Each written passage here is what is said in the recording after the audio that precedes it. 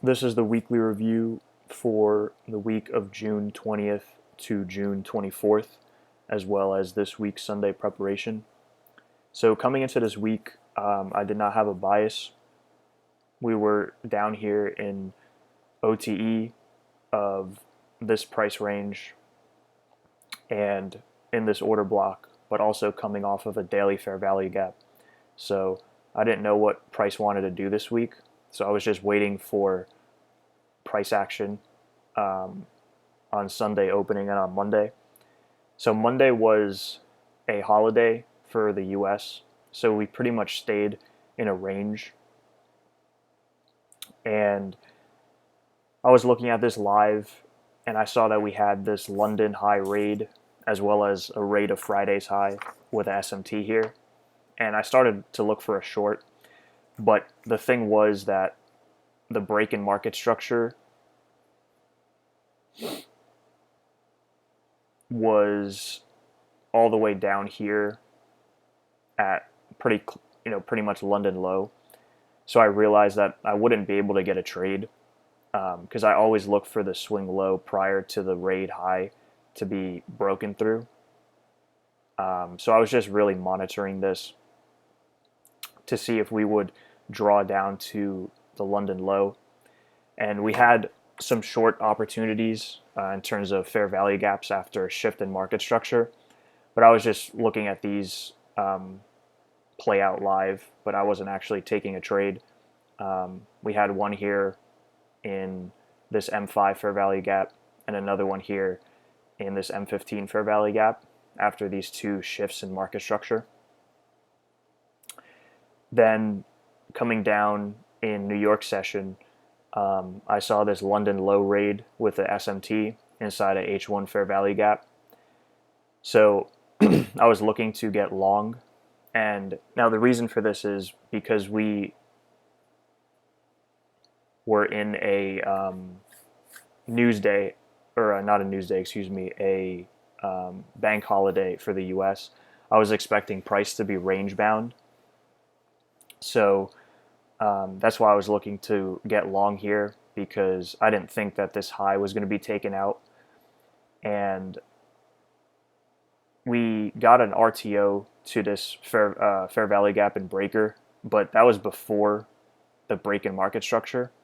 So I wasn't able to get a trade in here because we didn't close above this swing high until all the way over here. And then price ran up and did not take out the high of the day that was formed. And the reason that I noted for that was because this is already London close session. So we formed a high and a low. So this was just the range for the day, right? We took London high and started trading down. So I felt that the drawn liquidity should be London low. Then we rated that. But just due to the time of day, that's why I wasn't expecting this high to be formed. This high to be taken. And we just retraced into OTE. So yeah, that's what I noted down in my printout here. All of this due to it being a bank holiday. So yeah, still no bias on Monday. Tuesday, same thing. We didn't really have much going on Tuesday. We had a big expansion in London and the interim session, but then New York was really all just consolidation. So I didn't do anything on Tuesday.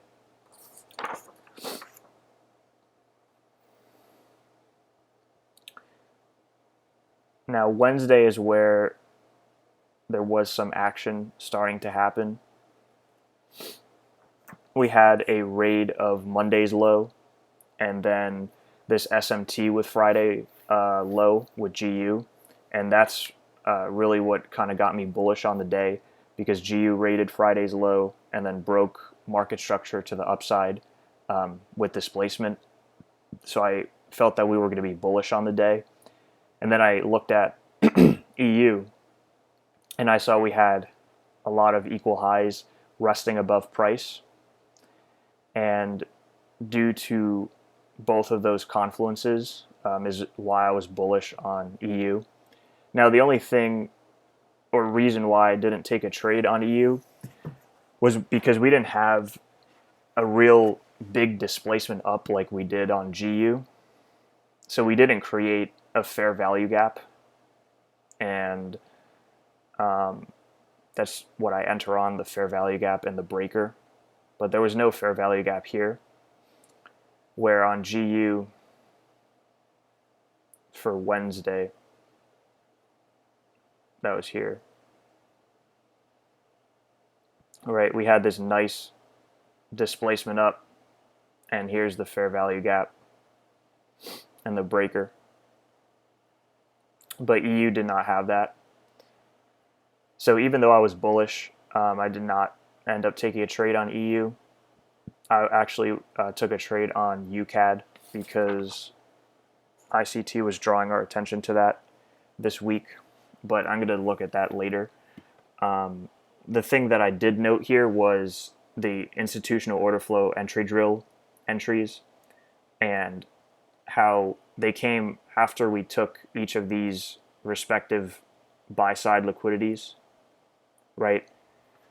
So I noted that because we're bullish, we come up, take these equal highs. That's what taking this buy side is what allows us to come down here, RTO, take this buy side down here to RTO into these fair value gaps, right? We shouldn't be expecting a reversal here because the bias is bullish from the SMT and the raid down here in London. So that was basically the logic that I noted down in my journal for today, or for Wednesday. And ultimately my draw on liquidity was this Tuesday high that also had equal highs here and back here, these equal highs. But we ended up going all the way up towards previous week's high, and we formed a SMT with the dollar index. So at the end of at the end of Wednesday, because we had this raid and SMT, I was looking at this swing low for a break in market structure to see if we would be able to get a short. And moving into Thursday,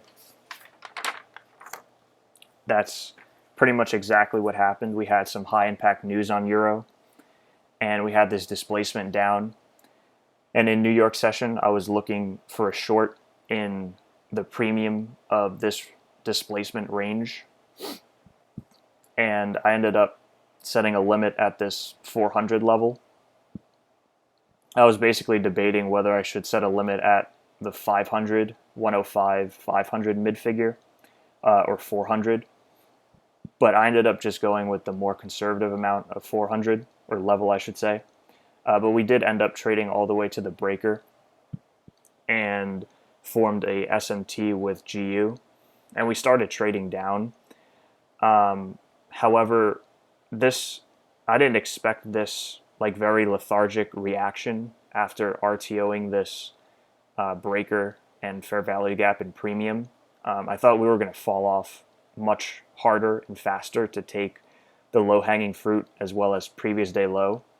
So although we did play out, or price did play out as I anticipated with this raid, SMT, and break in market structure, the reaction off of my entry was not what I anticipated. And basically I was monitoring this the whole day because I was anticipating a institutional order flow entry drill to form to take us lower, but that didn't happen here. We didn't break market structure, but we went up, went back into this fair value gap, went down. Here we broke a short-term market structure, went up into the fair value gap, but this here was already at 1130, right? So even though this is technically that institutional order flow entry drill, the fact that we didn't move away and have displacement really rapidly down, taking this low-hanging fruit, I was not interested in this. And again, the entry is at 1135. So that's already at pretty much London close with only half an hour left in the session. So that's why I wasn't interested in this. And then we also had another fair value gap form here. And then this is just after session. So yeah, I was not expecting this at all. So I ended up keeping my trade on.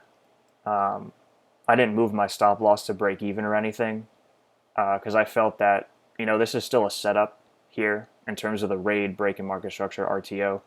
So I said, Friday, let's see what happens. And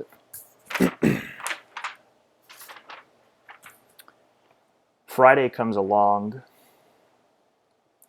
and I'm not too sure what's going on because I thought we would sell off more, but we ended up coming down here, forming a low in London, then raiding London high, but it was also a break in market structure.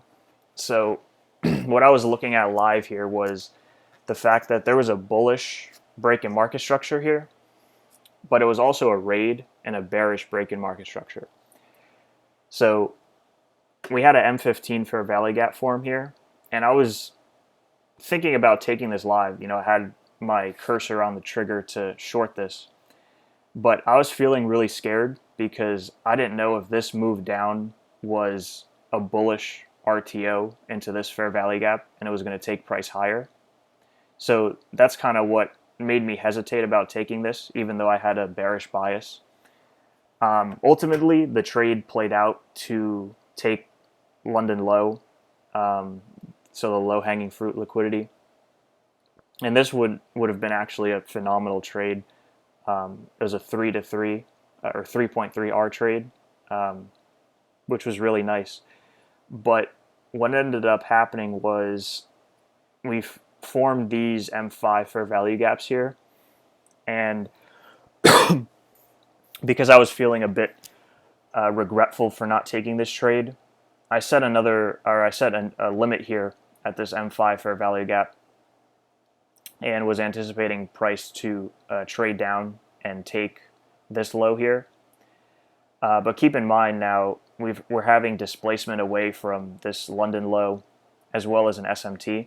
So I'm seeing that, and I got into the trade here, and then I see just price consolidating, and it's just really fucking with my mind.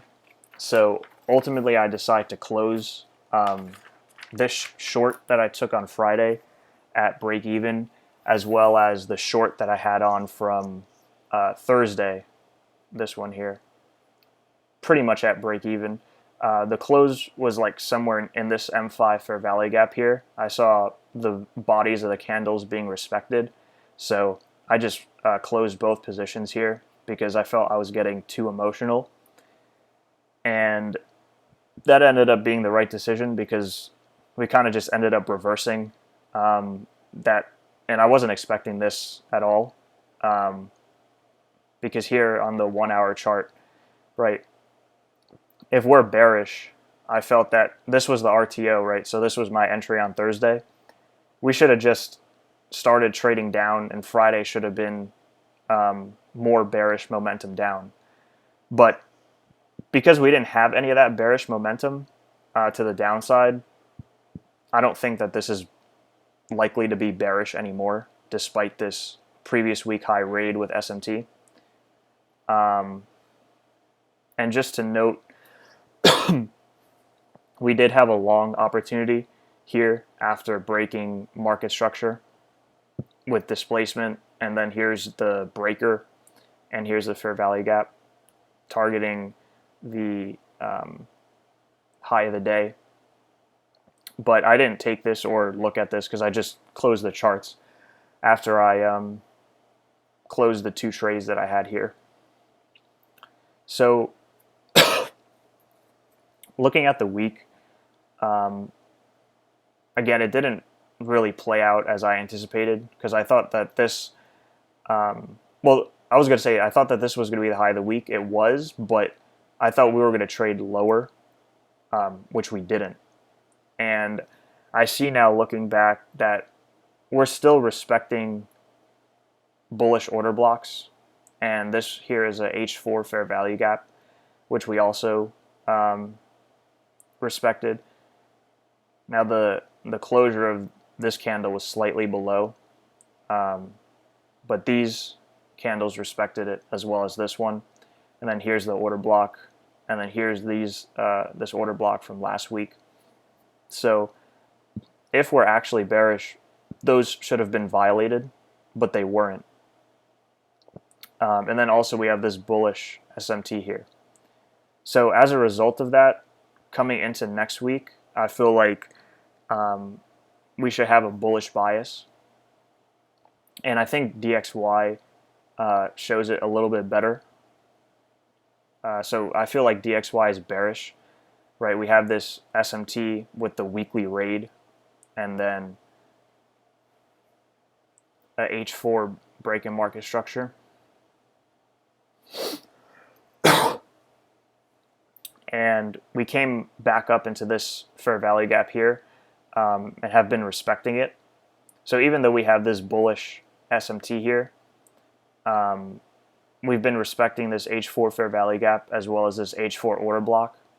So I think price is likely to draw down into this weekly fair value gap, weekly order block, as well as the OTE of this weekly range here that we formed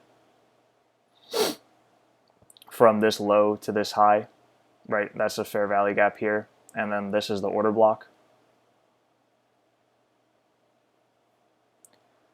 And I said that this low shouldn't be broken because this would be the daily low prior to the raid.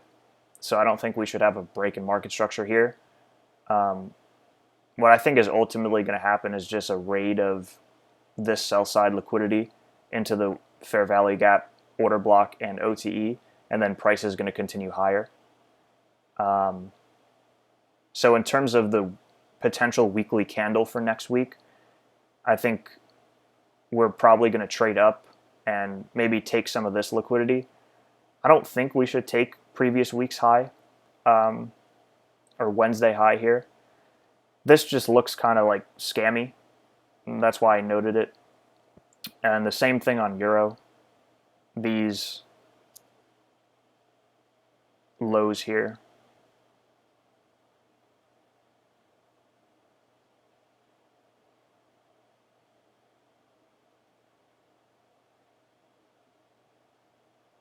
Like that.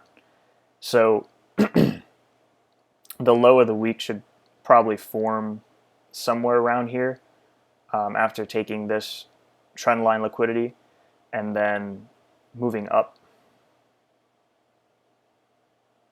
And in terms of where we could go, I'm looking at this daily fair value gap here, which is also an OTE of this daily price range, right? So originally we had this OTE here from this price swing, from that high to that low, came up into this daily order block, had a bunch of SMTs in here, and this was OTE and we fell off, which I thought we were going to take this low, but this is that high time frame SMT with DXY, this one here. So we didn't take this low, formed a SMT here. And now, because I think we're looking bullish, I feel like we're going to come into OTE here and then continue lower and take out this daily low. And conversely, the same thing for DXY, as I said, coming down here, taking this low, fair value gap order block, and then continuing higher. So, yeah, bullish Euro and bearish DXY. And also looking at the news, we have quite a bit of USD news, high impact and medium impact for the week. And I think the biggest mover is going to be on Wednesday with the bank presidents speaking. So maybe this could form the high of the week and low of the week on Wednesday. That's what I'm going to be looking at. Then for dollar CAD, I was looking at this primarily because ICT was drawing our attention to it, and we had two high impact news events on Wednesday or Tuesday and Wednesday. So ICT noted how we had a swing high form here after taking liquidity.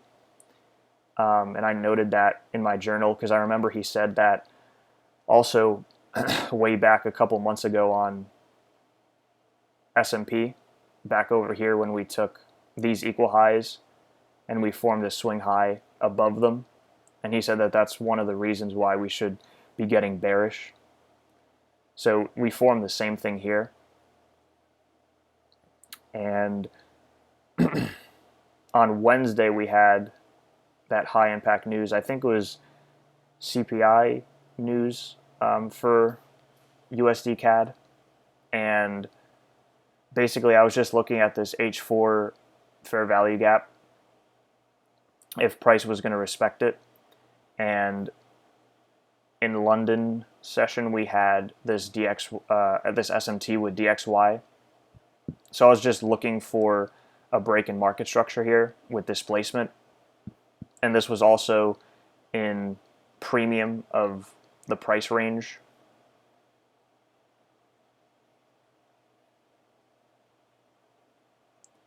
From that high to that low.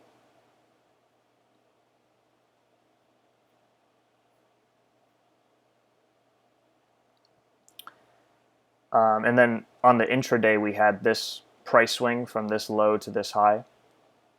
And this was what I used for targets. So once we had this displacement down here, breaking market structure, I got in at this M5 fair value gap. And I decided to put my stop above the high of the day because we had high impact news.